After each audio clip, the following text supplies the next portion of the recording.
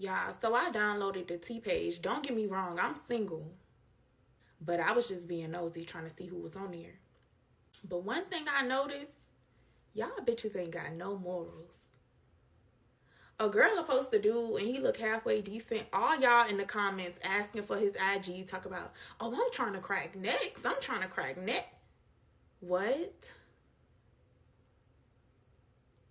She just wrote all this about the man, and just because he looked good, you trying to crack next? Single's a bit of a strong word. Like, I'm not single, I'm just free from evil.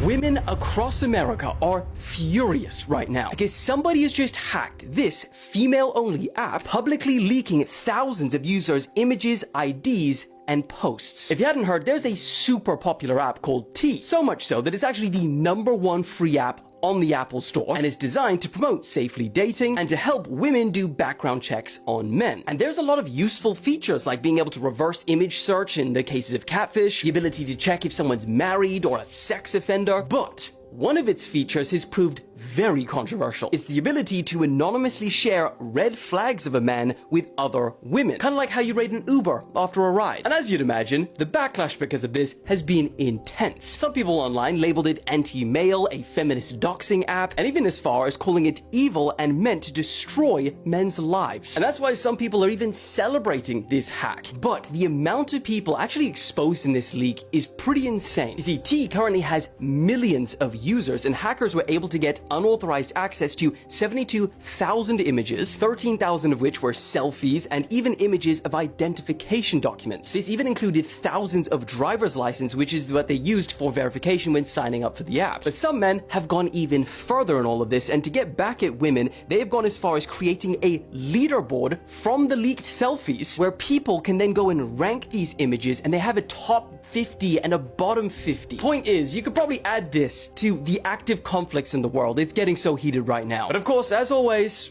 what do you guys think? This T app data leak is way worse than you realize. T is an app where women spill the tea on men who have problematic behavior in this anonymous forum where they basically say a bunch of negative stuff to warn other women about men. However, yesterday, 13,000 women had their driver's licenses, identification cards, and locations all publicly leaked. I'll tell you why this is the most egregious and inexplicable cybersecurity fail of my lifetime. The first red flag is that this was all stored on Firebase. This is the same backend service I used when I first learned web development in 2014, making my first tic-tac-toe app.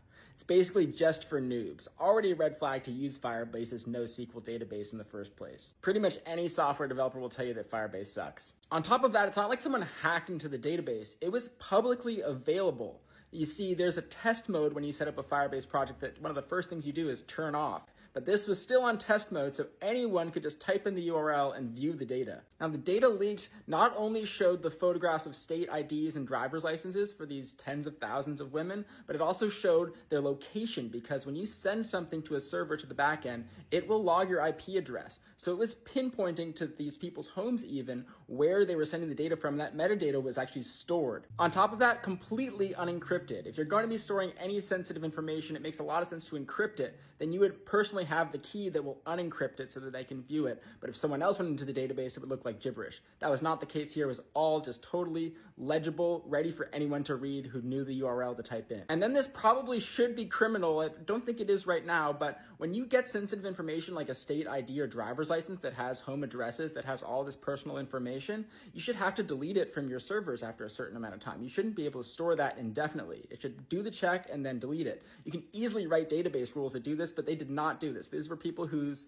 driver's licenses had been up there for over a year. The common accusation we're seeing is that this T app was just vibe coded, meaning someone just used AI, didn't check it, just went and let the code fly to get something up and running. And it got a lot of users. It had tens of thousands, I think over 100,000 users. But it takes a criminally idiotic vibe coder not to set up database rules and to leave your database public. It's pretty ironic that an anonymous app that's supposed to be a safe space for women ended up being the least safe space where all their identities are now leaked. A lot of people, especially men on X, are parading around, making fun of these women's looks, for being single, etc. I don't think that's the route to take. I mean, I get where they're coming from. Anonymous apps suck in general. Yik Yak, all these things bring out the worst of human behavior, but let me know what you guys think. I'm a software developer and AI learning expert. I love to share stuff that won't waste your time online. Hope you guys enjoyed. Stay learning. I'll see you in the next one. Peace.